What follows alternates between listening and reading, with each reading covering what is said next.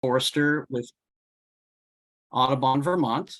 And Jim, if you would go ahead and maybe just start the slide deck so we can see the first image that comes up here.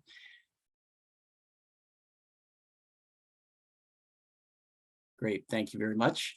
And on behalf of all of the organizations that you see logos of down here in the bottom of the screen, I'd like to thank you for joining us this evening and welcome all of you to join us for the presentation that we have on the Family Forest Carbon Program brought to us by the American Forest Foundation and the Nature Conservancy Program here in Vermont.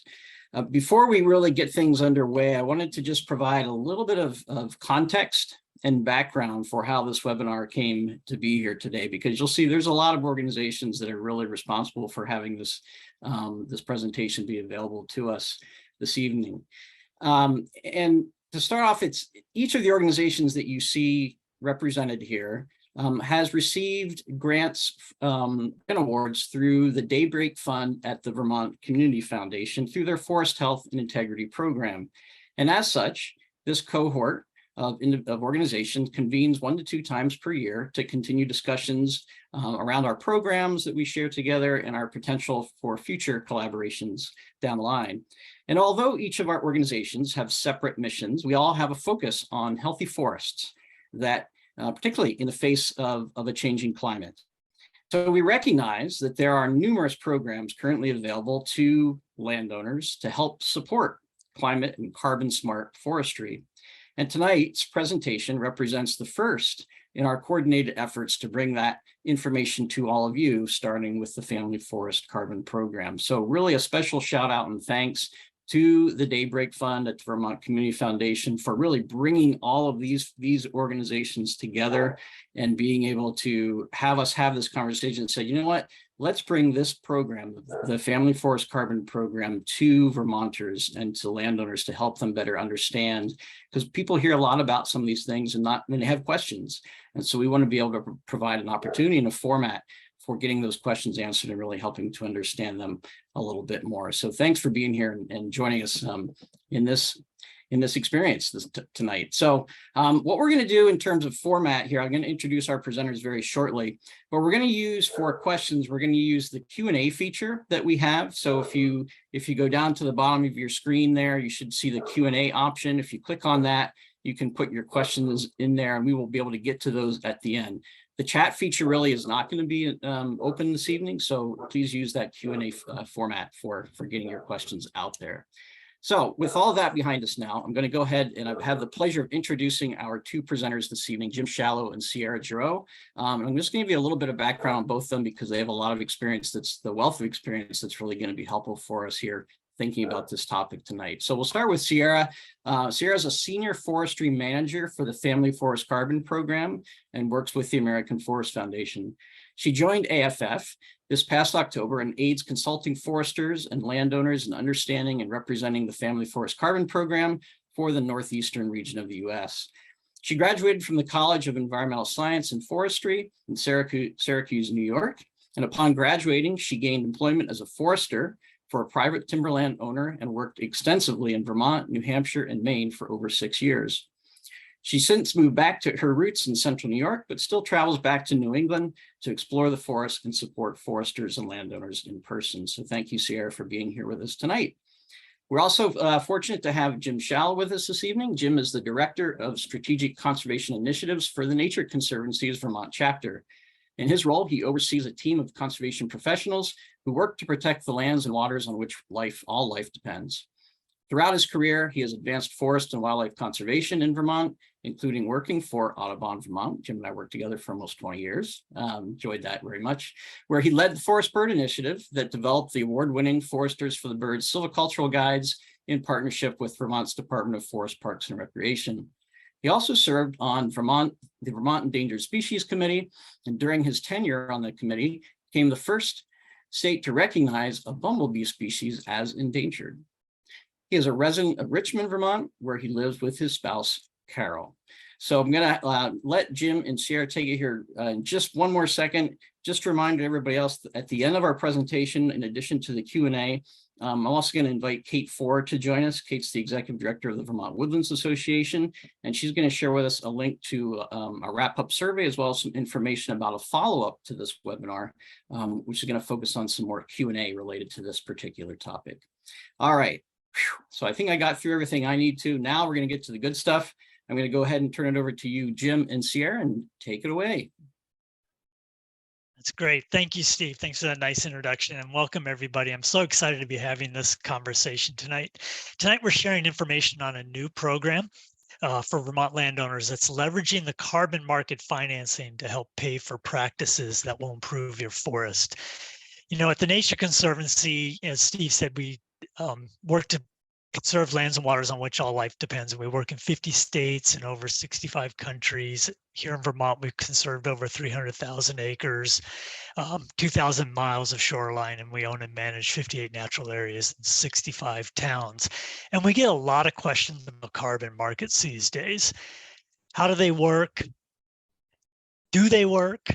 How do I get paid for the carbon on my woodlot sequesters and stores? So before we get into the details of the Family Forest Carbon Program, I want to attempt to explain why carbon markets are an important conservation tool and how carbon credits can be sold or created. And then I'll discuss how the Family Forest Carbon Program is a little bit newer approach to these credit markets and is using the voluntary carbon markets to help landowners implement climate-friendly management.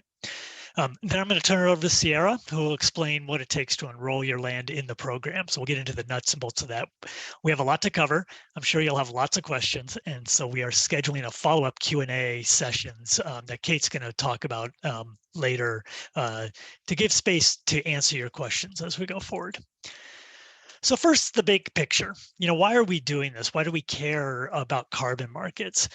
Well, it's important for us to keep in mind that we have two dual crises facing our planet. We have a climate crisis that is accelerating. 3/4 of the carbon dioxide emissions that have been released by humans have occurred since 1950.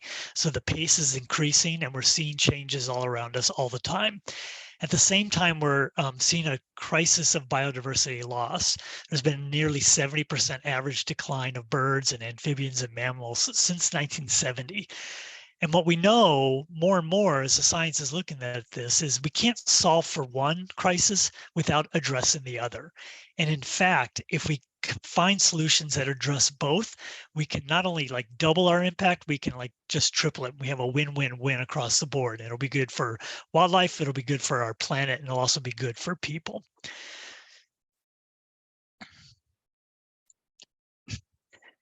So we as an international community have set a goal in the Paris Accords to hold our temperature increases to below 2 degrees Celsius. And we want to do that by 2030. And that's a very ambitious goal. And we know to do that, we have to both, think about this as like a bathtub. We have all this carbon in the bathtub, and to get rid of it, we have to do two things. We have to turn the faucet off. And so turning off the faucet, that means like converting off of fossil fuel driven energy, do more electric cars, convert to heat pumps in our houses, all that stuff that we're starting to do. And we also have to get the carbon that's in the atmosphere there now out. So what can we do to sort of start to pull that out? That's the tub draining that.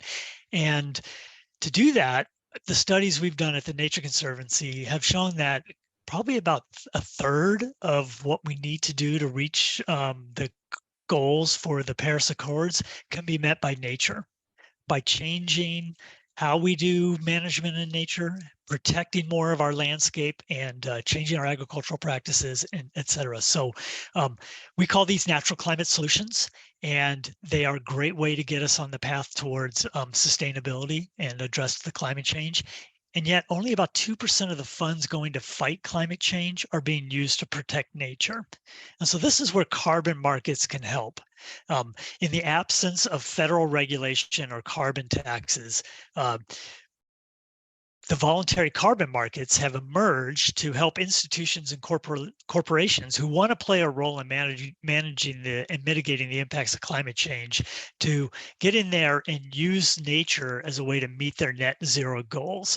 And so things like protecting forests, managing our timberlands better, and restoring forests, growing new ones where appropriate, can all play that role. And as companies are setting these ambitious goals, they're bumping up against technological constraints that we have. We can only electrify so much of our systems. We can only, move off of different of our carbon emission or carbon diet.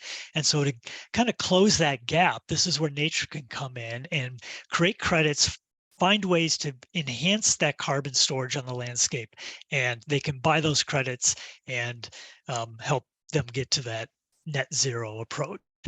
So to do that, this market has emerged. There's a number of them out there. You'll hear things like the American Carbon Registry and Verra. These are all basically registries that a company can go to, a project can register with, and a company can go to there and say, I know when I'm buying a credit, and a credit is generally, you'll hear it called a lot of things, but it's 1 ton of carbon equivalent being taken out of the atmosphere. You'll hear them called emissions reductions or carbon credits or offsets, but for tonight I'm going to call them carbon credits. And so to do these, to know that when they're buying this credit, it's real, there's basically 6 principles that we all have to adhere to when creating a carbon project. Are they real? Would the reductions happen? Are they actually happening on the ground? And can we verify that that's being done? Are they additional? Would it happen without, a greenhouse gas marketplace project? Are they verifiable? Are there ways to, check the work by an independent third party, so they're not just trusting a TNC or somebody else that has a project that we're doing good things? Are we doing projects that aren't just going to force other practices outside of the project area to just basically make up? So if we're not harvesting, are other places increasing their harvesting to make up for that loss?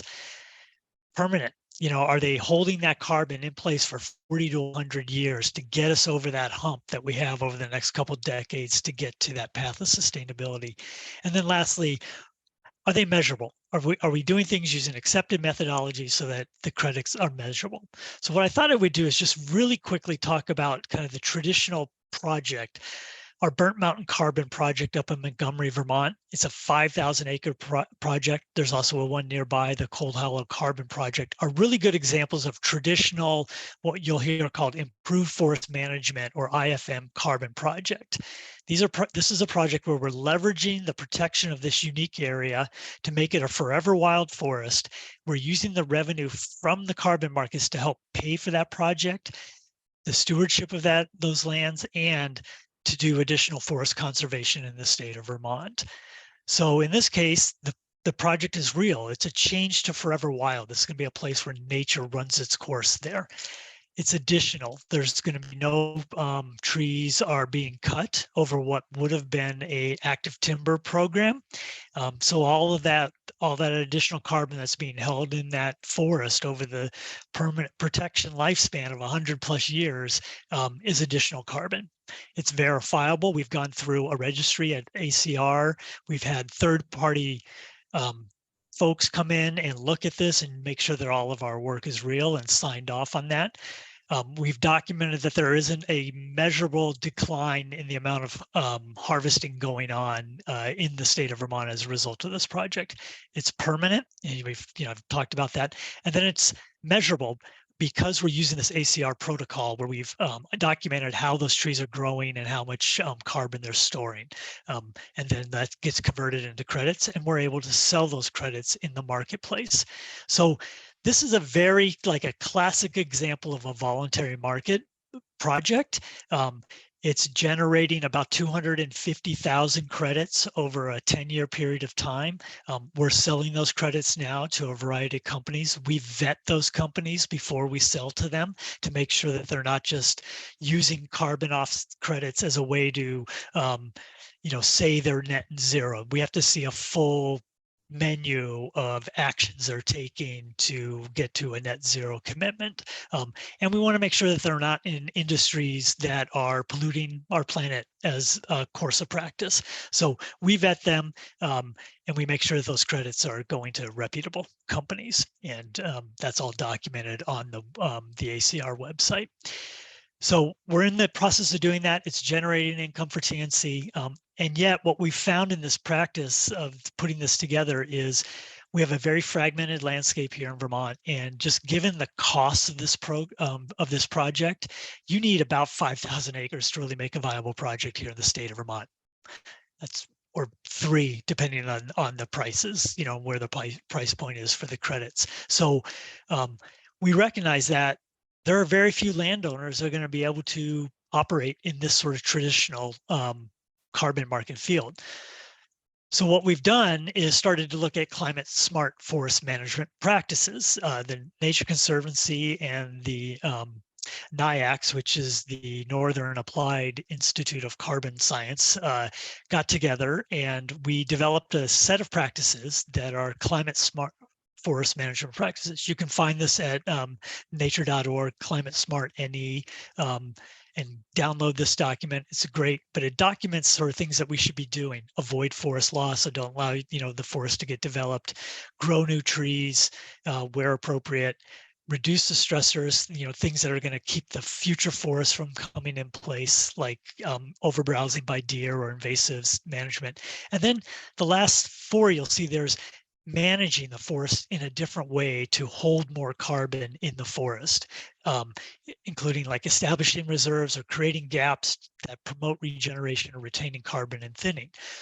Now we know that these practices, particularly these last 4, to do those comes at a cost to the landowner. And that may, they may recoup some of that cost in the long term, but there's a barrier there because of the upfront costs of implementing that. So that's where FFCP, the Family Forest Carbon Program, comes into action. So why family forest? So we talked about the project that TNC did, but in Vermont, we know that the large majority of our forests are privately owned. It's about 80% of it are privately owned, and most of that is owned by family forests. So there's a whole contingent of people across this country that are controlling and have a say in how our landscapes are managed, but also have a say in how we can address climate change. And that's the great side of this, right? So individuals can start playing a role if you own forest land. So about 38% of our forests in the United States are family owned, but here in Vermont, it's closer to 80%. And yet what we've seen so far in these carbon markets is that in the voluntary market, particularly, ownerships less than 1,000 acres account for 80% of the acres in this country, but only about 1% of those are represented in the carbon market projects that are out there right now. So there's a big disparity, big gap between the people and the forest that's out there, and where we can do improved forest management and how people can access these markets. So TNC and the American Forest Foundation several years back got together and tried to figure out, okay, how do we open up the opportunity to all these family landowners who care deeply about their forests and they care about the future of our planet, and how do we find a program that will accommodate them? So that's what I want to talk about next is how the Family Forest Carbon Program is set up. So I think it's critical to understand the difference between this. So I laid out sort of a traditional carbon project. You pay the landowner for the carbon sequestered, you monitor that on the property very intensively, you set up, you determine the additionality from a modeled baseline. So basically what could have happened on that property versus what we're doing under a carbon project. And there are high costs for monitoring that over the 40-year period that you need to maintain the carbon. And so all of those are barriers. And so what we've done with the Family Forest Carbon is kind of change the paradigm a little bit. Instead of trying to do all of that on an individual property, the program will pay landowners to implement specific practices that we've modeled out that we believe will hold carbon better than standard practices being implemented in our forests across the region. We monitor those practices implementation on every property to get the carbon values, but do it at a landscape level using random sampling. And therefore, we can kind of absorb the costs across a much larger set of lands there and lower that barrier to entry. And then finally, and then the additionality is determined from using an observed baseline. I'm going to get into this in just a minute, but it's the under the Verra registry, the improved forest management methodology. It's called a dynamic baseline. And that's the big breakthrough here. It's a very different way of monitoring things. And it's probably I believe, the most real way of measuring carbon going forward and measuring that the practices we're implementing have a benefit for the planet and for carbon storage. The monitoring costs are still high, but they're spread across a whole bunch of landowners in this case.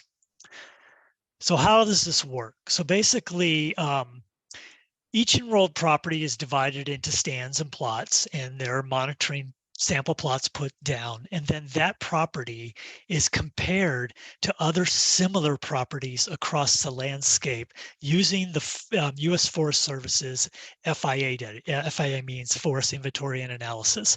And this is a long-running analysis program that the Forest Service runs, and their plots spread out across the country. And we can look at those plots to match things up. What's the best FIA data plot that matches Joe Smith's land that's enrolled in the program? And then we start to run those two in comparison to each other over time. Excuse me. So what does that mean? So what we do is we look at the plot that's in the FIA data, and we watch how the trees are growing on that. And that could be, in this lower line here, the trees grow, and then the landowner goes in and they harvest, and then it grows a little bit more and they harvest again. And that becomes a sort of comparison plot. But then we have our properties that are enrolled, or this individual property that's being compared, and it starts growing. So we've paid the landowner to do a certain practice. They maybe harvest a little bit less, and over time the trees grow more because that's the way we're modeling it. We've seen the models work, and we see that difference. And so this difference between what is the baseline of the aggregated match plots, that's that yellow line, that's sort of how the forest is generally growing across the landscape, think of it that way. And then we look at what's happening on the properties enrolled, and that difference between the two is what gets determined as a credit, how much carbon that is, and then that credit is what's available for sale. And I think this is a really important point to stress here. The credits are not made available until we see that they're actually showing up on the landscape as compared to other properties following standard practices in the region.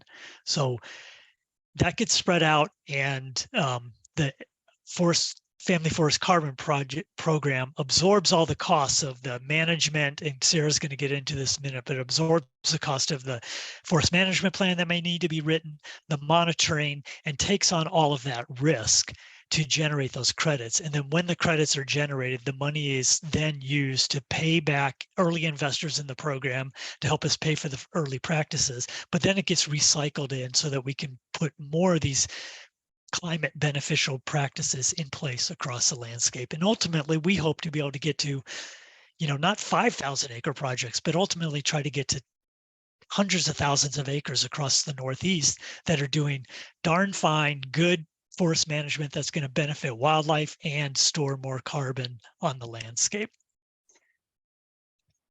So that's the end. I think I'm going to stop sharing my screen and let Sierra take over, or Steve. I don't know if there are any initial questions that people have popped into chat. We can either take one or two now just for clarification, and then maybe save the rest for later. We're good to go, Jim. We're good to go right now. So Sierra, go ahead and share your screen if you'd like, and we'll continue. Thanks.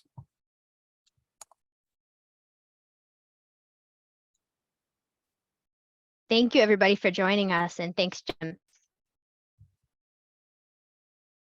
So let's see here.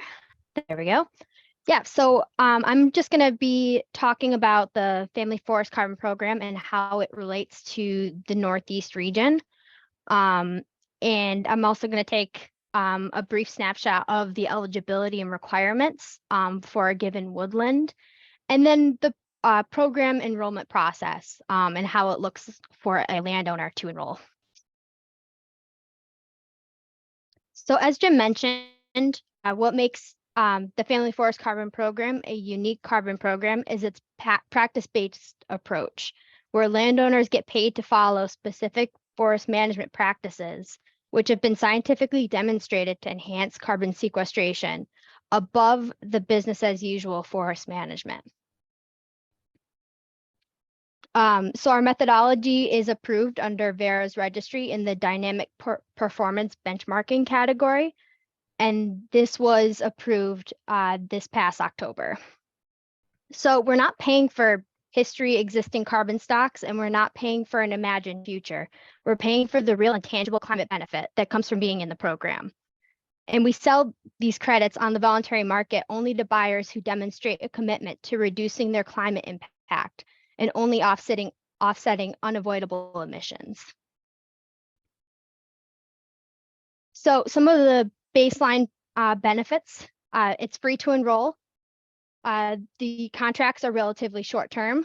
They last about 20 years. This practice-based approach allows for management of flexibility. The payments are guaranteed for the life of the contract. And annual payments begin in year one, including a large lump sum upon contract signing. And the landowner gets access to technical assistance. They get a connection to a forester should they not have a relationship with one. And they also get access to other local landowner networks.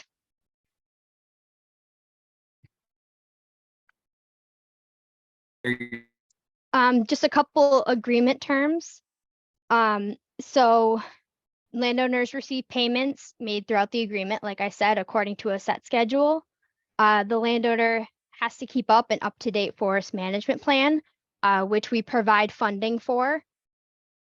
The landowner keeps us up to date on major changes, including reporting every 5 years.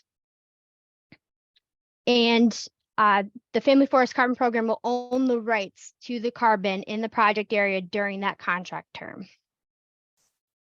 And then should your property be one of the monitoring plots, we may have foresters come and periodically conduct monitoring activities. So some of the baseline landowner eligibility, it needs to be non-industrial private landowner, so a family forest landowner with at least 30 contiguous acres of forested land. The forests need to originate from natural regeneration.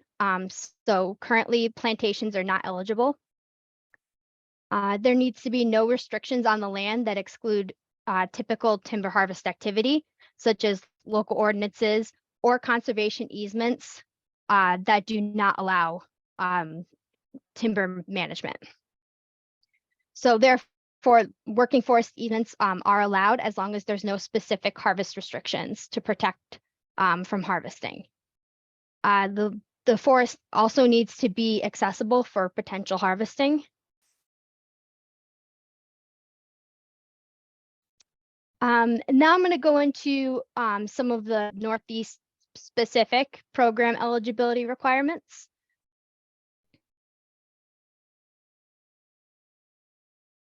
And I just wanted to mention that typically we're using consulting foresters and staff foresters to assist landowners in this process. This includes site evaluations and project delineation, data collection in the forest, and also project implementation and the forest management plan development. Should you have a current forester who is interested, they can represent your interests while being enrolled in the Family Forest Carbon Program.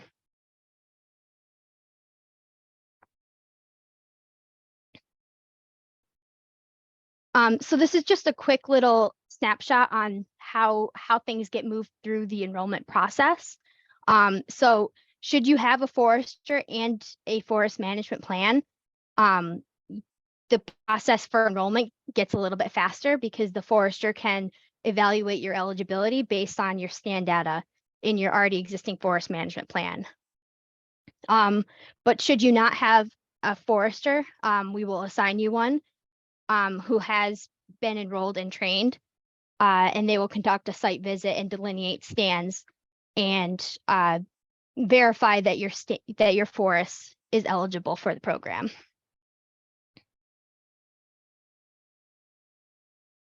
And I just wanted to mention that our forest management practices, as Jim mentioned, we developed these for the Northeast, and they're built from a foundation of an excellent collection of writing supporting climate smart forestry practices, put together by our partners at the Nature Conservancy and the Northern Institute of Applied Climate Science. That resulted in this document called Healthy Forests for Our Future. So right now we only have 2 practices available for the Northeast, and both of them have this stand level eligibility. It needs to be at least 50% maple, beech, birch, forest type, or northern hardwoods. The stands need to be relatively well stocked with a B-line level stocking, or 65 square feet of basal area, and a quadratic mean diameter of 8 inches. So basically, small saw timber or pulpwood stand at least. But essentially what this means is your woodlands need to be at a stage that it could otherwise be commercially harvested. So one of our practices is called the Grow Older Forests practice. And this practice produces carbon benefits through increased total carbon forest stocks by eliminating carbon removal from harvest activities. This practice includes a commitment to not harvest over the 20-year period. So this is a deferment. And the intent of this practice is to allow forest stands and trees to grow for longer, which can be managed sustainably for timber over the long term while retaining higher carbon stocks. This practice can cover an entire ownership or on individual forest stands within an ownership through foregoing tree harvesting within the area. So during the course of the contract period, this practice prohibits any forest harvests within the enrolled area, but with the following exceptions. We do allow for salvage resulting from storm events or pest or pathogen outbreak, as long as there's prior approval by a forester or the staff at Family Forest Carbon Program. We recommend the treatment of invasive species or native competing vegetation that limits the ability for new seedlings or saplings to grow. We allow the use of fencing or tree shelters to control deer or moose browse.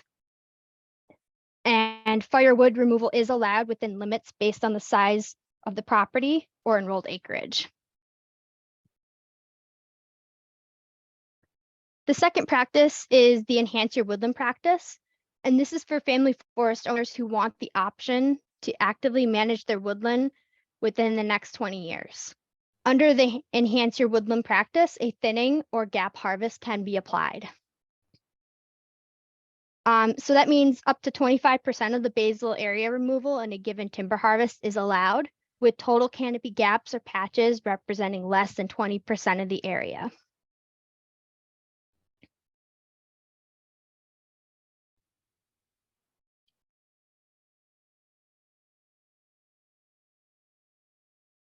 And then just a couple of the other requirements that are in Enhance Your Woodlands. We do have a live tree retention that is required in patches and gaps. And then also leave standing all snags and down woody debris. And then this is just a quick example of the allowed firewood removals that we're allowing based on the size of the forested project area.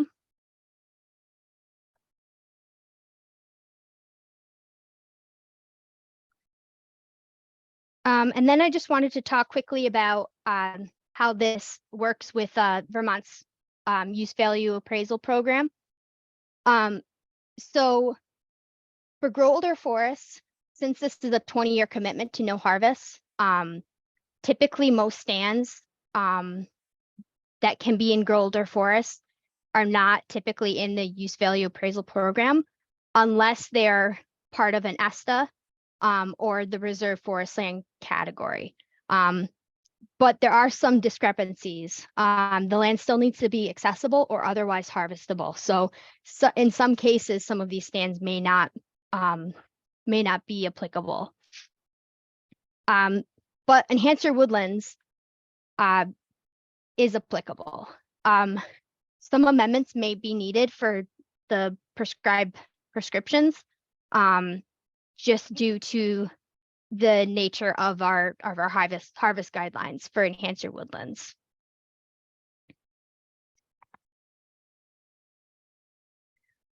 And I just wanted to quickly touch on our program expansion. So currently we're in the pilot program, which covers the majority of Vermont, the entirety of Vermont, with 4 counties in New York and 5 in Massachusetts. We are planning on expanding into the rest of New York State and New Hampshire and Maine this year. And we're also planning on developing other practices for other forest types, such as oak hickory, spruce fir, and pine. Okay, so I'm just gonna touch on the last portion, which is how do you enroll and what does the process look like for landowners? So it's relatively easy to sign up. You can go onto Woods Camp and find your property. And from there, you'll get a brief report. So the landowner will identify their property on our online platform. They'll receive a report on their land and learn which practices are the right fit for their forest. If the landowner meets the eligibility requirements, they can set up a time to connect with the representative and answer their questions. If all goes well, then we'll connect them with the forester. If they're not working with one currently, who walks their land with them, confirms their eligibility, discusses forest management goals, and which practices might be appropriate. And based on the results of the visit, we'll put together the agreement, and then the landowner reviews, signs, and returns it. From there, we start making payments, and we spread those payments across the life of the 20-year contract. And as you can see here, a significant portion is in that first year, with some at the very end as well. Another thing you can note from this is that we provide payments for forest management plan development in the first year and then also in the middle after year 10.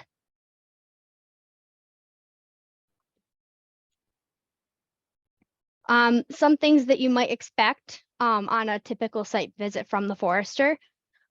Should you not have any experience with forester or forest management, a forester could come and discuss your goals and plans, tour your property, delineate stands. They may be collecting GPS points for the boundaries. They may be collecting forest inventory. And they will provide you printed materials for relevant practices suitable for your woodlands. And they're a good judge for it, a good source of knowledge, rather, of showing you the next steps for enrollment if you are interested. And then this is just a quick example of one of a typical project map. As you can see, some areas are delineated and not in the gray. Those typical stands were not eligible at this time, whereas the gray areas were. And that's all I had right now. So I guess we'll bring it up for questions for both me and Jim. Great, thanks, Sierra. Thank you, Jim, so much for that excellent overview for the program, Family Forest Carbon Program. Definitely gave us a lot of good things to think about and some generated some good questions as well from some of the folks here. So we'll go ahead and dive into a few of the questions that folks have been putting in here. One of the common themes that a few folks wondered was whether or not your slide presentation may be available for them to use, perhaps with clients of their own, if say they're a consulting forester and want to help their clients understand it better. Is there a way that they can have access to some of the information perhaps to share that?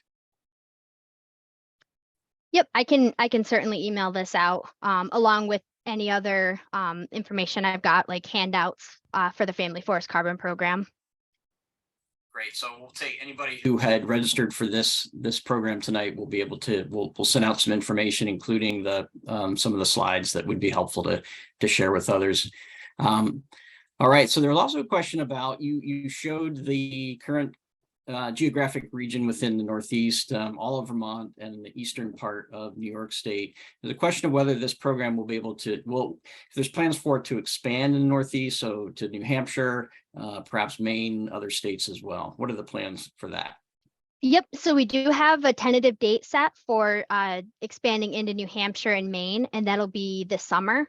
As long as everything goes well, we are planning on expanding into the rest of New York State this spring. So as long as everything in terms of expansion goes okay, we'll expand into New Hampshire and Maine this summer. Okay, awesome.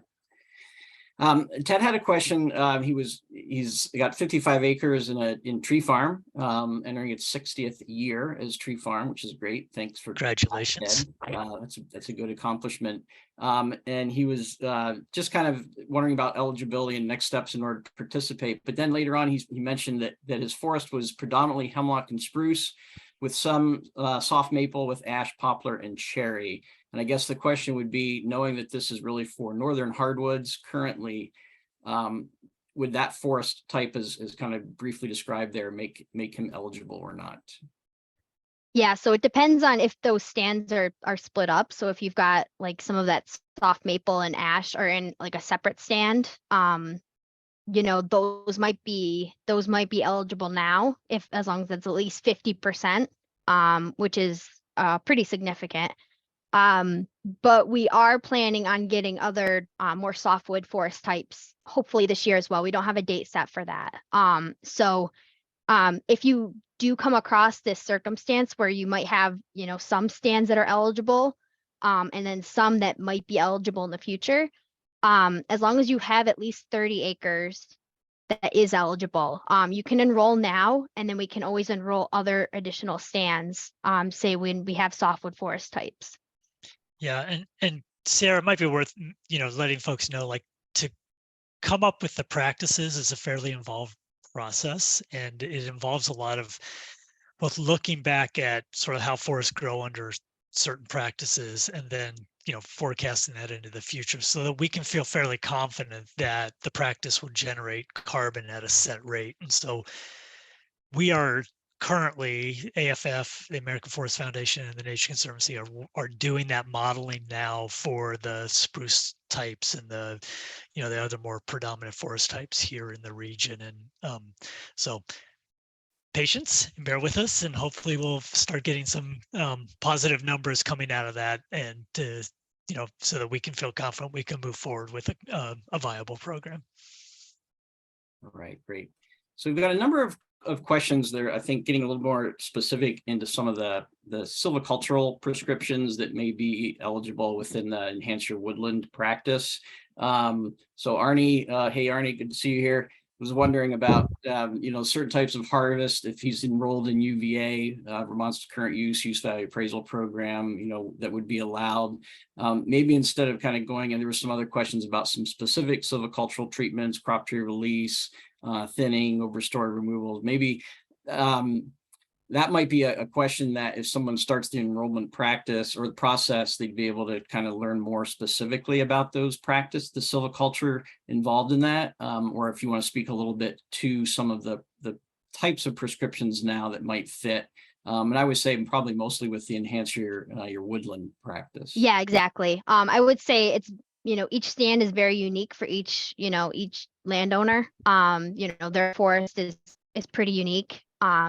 So I would say, you know, send me your information, send me your questions if you are interested in enrolling, especially if you do have a forest management plan and you're under current use. But I will say, you know, most prescriptions that are allowed or are applicable for the Enhance Your Woodland practice are typically thinning treatments, or small patch or group selection treatments.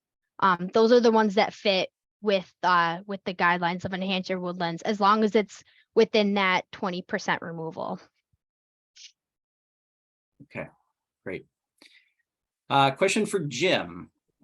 How intensive is the vetting process for corporations when they buy carbon credits?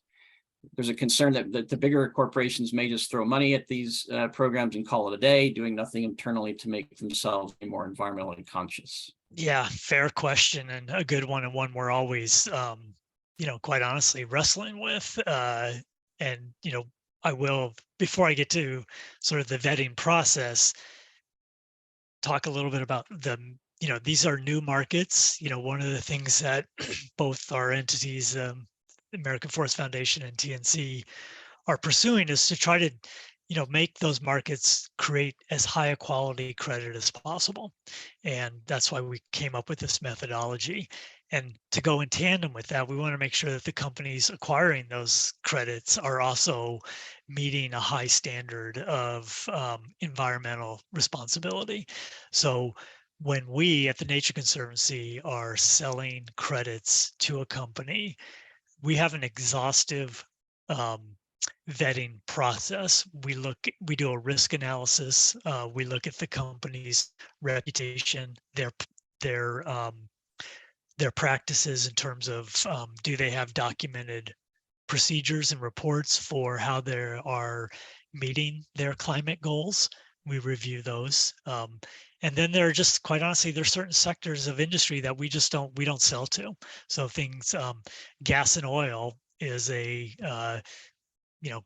by and large off limits. So we stay away from the more extractive industries, and then within the industries that are like, insurance or financial, or, we've sold credits to STIO, ski wear, outdoor apparel. We will vet them. So we go through that process. It's not 100% perfect.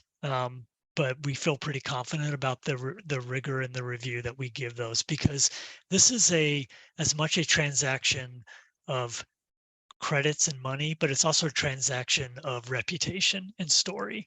So when a company is buying the credits from the American Forest Foundation or the Nature Conservancy, they're buying our reputation, and in exchange, we're also getting that company's reputation. So we want to make sure it's sort of, we're all kind of on the up and up here.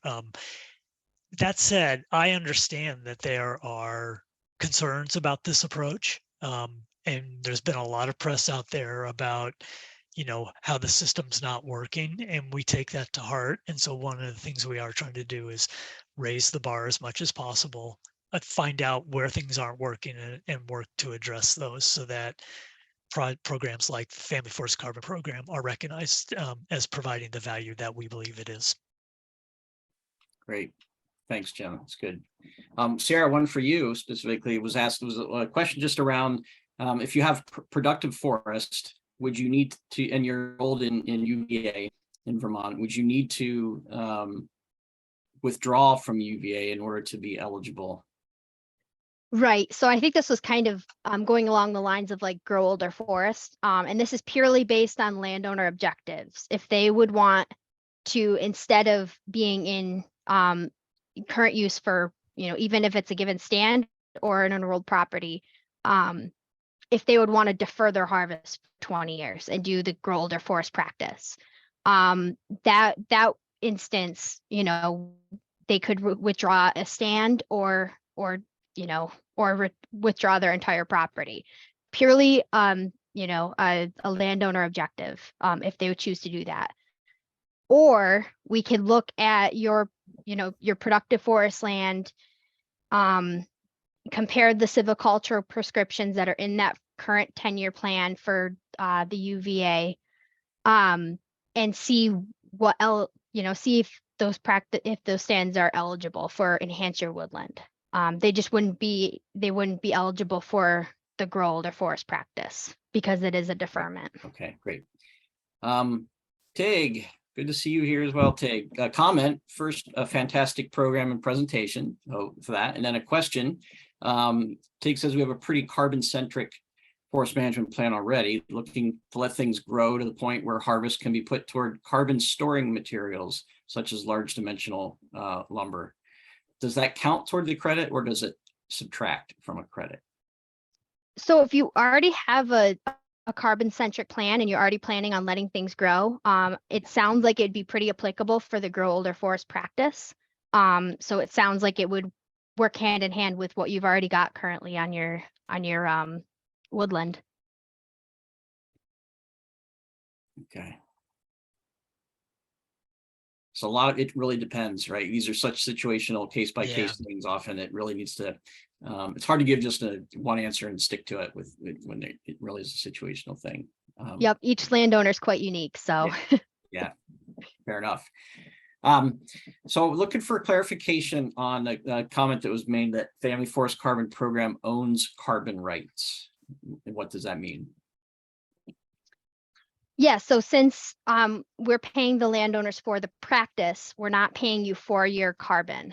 We are actually holding the risk and the responsibility of quantifying that carbon sequestration that's happening, and we're selling it in the voluntary market. So during that 20 years, we have those carbon rights, which just basically means, it's not like you can get, you can be involved in a different type of voluntary carbon market. You're solely set on the Family Forest Carbon Program for the life of the contract. So if another carbon developer knocks on your door, basically the carbon in your forest is not available for resale. So it's a really important point, because what that additionality is also about making sure that we're not like double counting the numbers there. So this program, since we're using carbon financing to pay for the practice, it all loops back to that carbon being stored on that property. So we don't want to be selling it again to somebody else or using it in some other carbon, program or scheme that may emerge over the next decade or two. And then how about at the end of that 20-year Family Forest Carbon Program contract? Once that 20-year contract has expired, could a landowner then engage with another carbon program, or even enroll again in Family Forest Carbon Program? Yeah, we definitely encourage enrolling again, especially if that's, if it continues on with your landowner goals and objectives. It's kind of sticky between different programs. For Family Forest Carbon Program, if you've enrolled in a different carbon program, we're not available to accept you as, and sell your carbon credits. So we'll see how this progresses, since a lot of these voluntary carbon programs are pretty new. But right now, it doesn't seem like you can switch between different programs, just because they're all measured very differently. Okay. And a question around how the program is funded. I think you mentioned that a little bit earlier on. Do you want to just kind of review that? Yeah, sure. So to pay for the practices, before we even have the carbon generated, we needed to go out into the marketplace and generate some investments upfront to do that. And we've done that in a couple ways. One way is through philanthropic giving.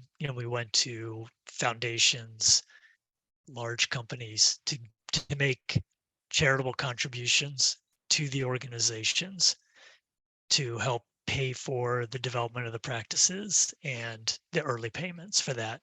Amazon, for instance, was one of the early investors in the program through a large climate gift that they gave to the Nature Conservancy.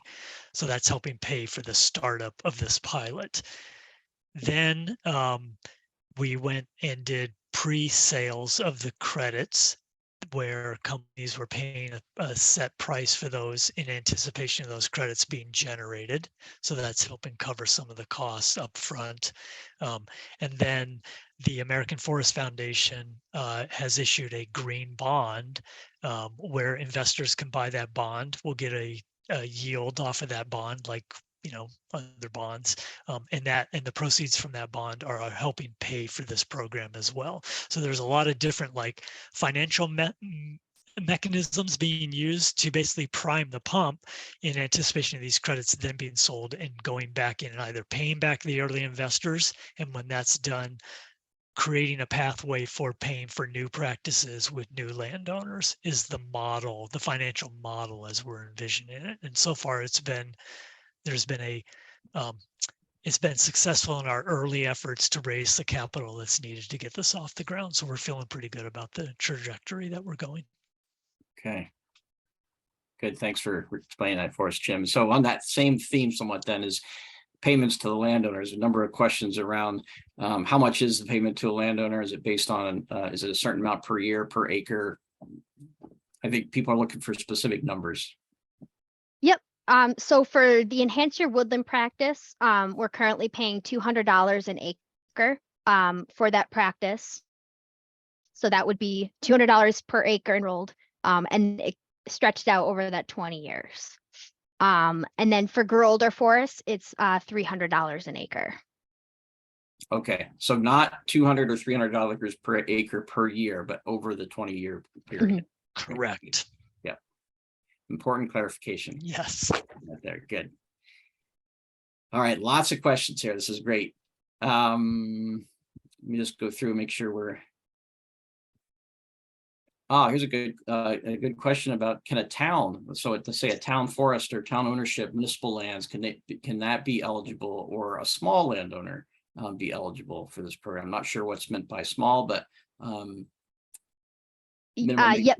So needs to be a private landowner, private entity. And some nonprofits are allowed, but typically a lot of those are not applicable either. It's really geared towards the family forest landowner. And in terms of small, like I said, mentioned before, it needs to be at least 30 eligible acres of forested land. But we do have a small discrepancy. So like say you've got 27 acres of very good forested land, we would allow you to enroll with those 27 acres because it's just so close. So 30 acres, give or take a little bit, case by case basis. Right. So in general, if you're eligible for current use, well, a little bit more than that, it'd be something that you'd be able to be considering. Potentially, yeah. Potentially, right. Yep. Question about whether, and I think this has also been answered a little bit, but maybe just confirm it again. If I'm a landowner, can I participate in more, like in both practices on my property? So one stand maybe in one practice, another stand in the other practice. Yep, absolutely. And there could be some stands that you don't want to enroll. So you don't have to enroll your entire forested property. You can kind of pick and choose based on your objectives and your goals for your woodland. Okay, great. We've also got some questions about kind of what happens if the land is passed on or sold within that 20-year period. So whether it's a property that's passed on to an heir, maybe it's a different answer for that than if you were to sell your property within that 20-year period. Yep. So for the term of this contract, for the 20 years, it will be an encumbrance on your land.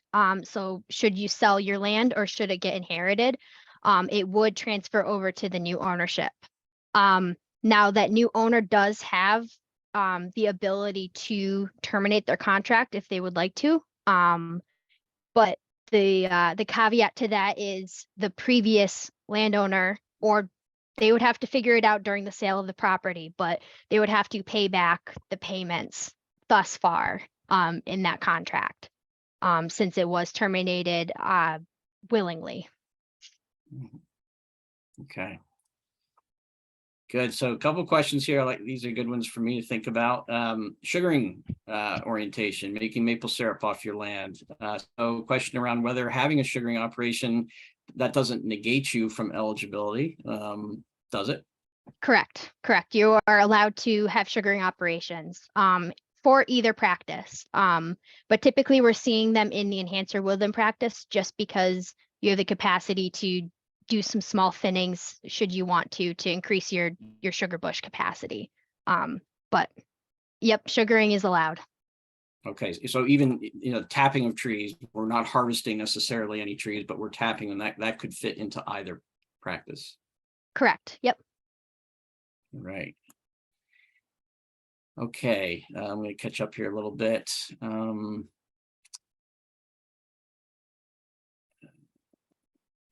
So if I'm already in UVA and I've recently done an update to my management plan, but now I want to enroll in Family Forest Carbon Program, could the Family Forest Carbon Program reimburse me for the expense that I just incurred to update that forest management plan, as long as it meets the standards that you'd be looking for? Possibly. I'm not sure on that one. Yeah. I guess it depends on how close it was to being updated. But you will be reimbursed for your next 10-year management plan should you be enrolled. Mhm. Okay. And theoretically, right, Sierra, if you needed to make changes to even that new management plan to accommodate the practices, that could be covered. Like, Yep. right? Yes, we're paying for any amendments should you want to make them to your current management plan. Okay. And go back to another sugaring question here. It popped up around the firewood limit, and I had a question on that. You had that chart up there about allowable volume of firewood harvested. That was for the Enhance Your Woodland specifically? It was Correct? for both of them. For both of So them? yep, Okay. for grow older forests, you there's no harvesting for that 20 years, but you are still allowed to take out personal firewood. Okay, so then the question for the sugaring is, if I'm harvesting sugarwood in that, is that considered personal use, or would that not be, if it was above the allocation that was provided? So that one's interesting too. That would be another case by case basis. We do have the capacity to negotiate some of these terms. Should it be like a very unique situation? We just have to be careful with the removal of firewood, because we need to be able to keep that additionality of sequestering carbon above the baseline. So, but I could see that working potentially. It would have to be negotiated on a case by case basis. I mean, it may come down to like the stocking that you have and the residual stocking that you anticipate after doing that sugarwood removal. You know what I mean? So right. you know, If you've you got may a really well like stocked stand, yeah, like you know, you could drift out of this like personal, let's say it's like 10 cords and you're moving into, then I think you'd probably want to look at what the residual stocking is in the stand, or could be after that removal, to make sure that you're not running into like going below the thresholds that we have set for the Enhance Your Woodland practices. Right. Okay. So you have generated a lot of questions, a lot of really good questions. There's still a lot more in the queue here, but kind of looking in the interest of time, I think what we're going to do at this point is I'm going to switch things over to Kate for here in just a minute, from Vermont Woodlands Association, to kind of do a wrap up survey online, but also at that time tell us a little bit about an upcoming, to continue the questions and answers that everyone has, which is great to see. I think these are exactly what we're looking for, and what we want to make sure people have a better understanding of, to bring these questions back to that if they can, or if not, if we're not able to make that, perhaps even send those questions out to you, Jim or Sierra, if that's okay, to try to get them answered. Sure. Yep, absolutely. Okay. So Kate, I'm going to go ahead and turn things over to you to wrap us up here this evening. Great. Thanks so much, Steve. And thank you again to Jim and Sierra for your presentation tonight. And thank you on behalf of all of the partners that were a part of planning the webinar. Thank you to all of you who are participating and joining us tonight. I have to say, I'm so pleased by the response to this webinar and really appreciate folks taking the time and the interest to learn more about the program and also ask so many great questions about what this program means for forest management. So thank you all. And as Steve mentioned, clearly with 45 questions in the question box, clearly you guys all have a lot of questions about what the Family Forest Carbon Program looks like and sort of how you in your property may be eligible for the program. And so as a group of partners, we wanted to create an opportunity for folks to come back together to really sort of dive in to some of these details. I recognize, as Sierra mentioned, some of this stuff is very situational, but with the list of questions in the question and answer box here, I think we have some really good ideas on sort of what some of those situations may look like and how sort of we may prepare for the next webinar to help address some of the situational based questions. So on Thursday, March 16th, we'll be holding another webinar. And again, this is intended to be sort of so tonight was really an overview. And so our follow-up webinar is intended to be an opportunity to bring in some new voices to the conversation. We'll be joined by Tim Stout, who is a landowner who is currently enrolled in the program, as well as we'll be bringing in a licensed Vermont forester to be determined. And so our hope is that, we'll be able to continue the conversation, continue to give you folks an opportunity to ask questions. We'll prime the pump, with some questions that we think every landowner should be asking about these carbon markets and these carbon programs. And we'll give you an opportunity, like I said, to really dive into some more of the details and more of the logistics around these programs. So please be on the lookout for a follow-up email with a link and registration information for that web. And actually here in a second, if we have a second before we sign off, I'll pop the registration link in the chat box as well.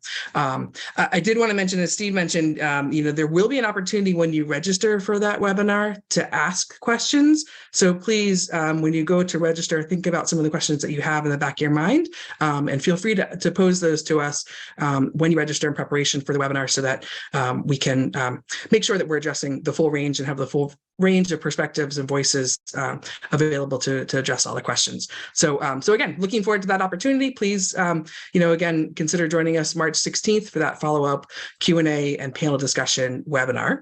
And then secondly, we do have an evaluation or survey for tonight's webinar.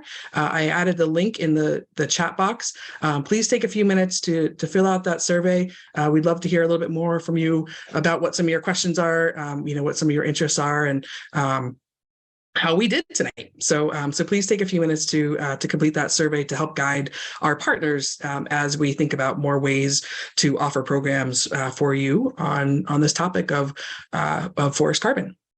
And so with that, I think that's all I had. Again, really appreciate everybody's time and participation tonight. Jim and Sierra, thank you both so much for taking the time to join us and share so much information. I know we covered a lot of ground tonight, and I really appreciate both of you taking the time to provide this excellent overview. Just a reminder, tonight's webinar is being recorded, and so we will send out a follow-up email, not only with a link to the survey, details for the upcoming follow-up webinar on the March 16th, as well as a link to the recording. So on behalf of all of us, the whole group of partners that were behind the webinar this evening, thank you everybody for taking the time to join us and for starting a great conversation. We hope that you'll consider to join us for our follow-up webinar in a few weeks.